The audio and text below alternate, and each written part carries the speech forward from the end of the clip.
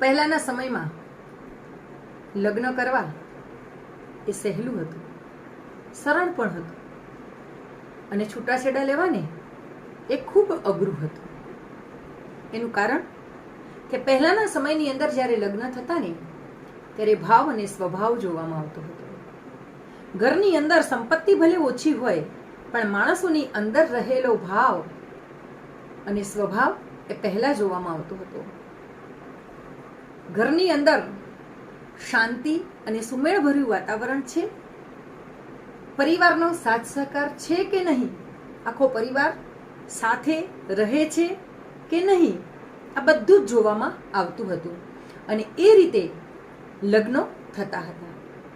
પહેલાના સમયની અંદર છૂટાછેડાની વાત કરતા પણ વડીલોને શરમ આવતી, છૂટાછેડાની વાત સરખી પણ થઈ શકતી નહોતી.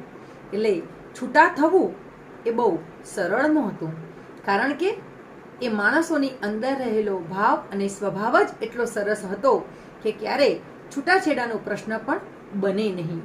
અને અત્યારે તો ભાવ છે પણ ભાવની અંદર પણ અભાવ છે. પહેલાના સમયની અંદર મેં કહ્યું ને કે અભાવ હતો, સંપત્તિ બહુ નહોતી પણ અભાવની અંદર ભાવ હતો. અને અત્યારે જ્યારે બધું જ છે પણ અભાવ જોવા મળે છે. માણસોનો સ્વભાવ એ પણ અહીંયા કામ લાગી જાય છે. અત્યારે તો લગ્ન કરવા પણ તમે જુઓ કે કેટલી કપરી પરિસ્થિતિ છે.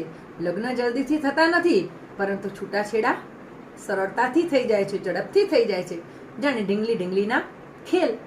અને આ રીતે બંધાયેલા જે સંબંધો છે એ બહુ ટૂંકા ગાળાના સંબંધો હોય છે. જ્યારે પહેલાના સમયની અંદર લગ્ન થતા ને ત્યારે બે વ્યક્તિ જ નહીં પણ આખો પરિવાર, બંને પક્ષે બે પરિવારોનું જોડાણ થતું હતું, બે પરિવારોનું મિલન થતું હતું.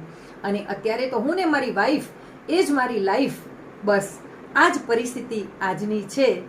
એટલે હવે આપણે જ વિચારવાનું છે કે આપણે શું કરવું.